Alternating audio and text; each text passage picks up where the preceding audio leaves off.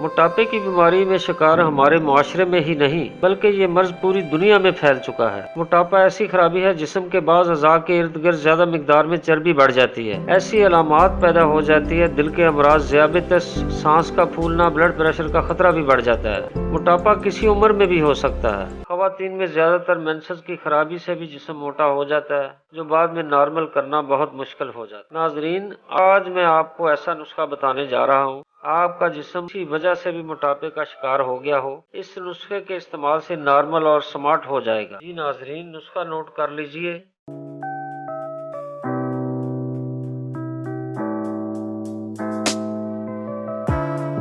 سب اشیاء کو اچھی طرح باریک پاؤڈر بنا لیں اور 500 ملی گرام کے کیپسول بھر لیں۔ 2 کیپسول صبح و شام کھانا کھانے کے 1.5 گھنٹہ بعد ہمراہ تازہ پانی لیں۔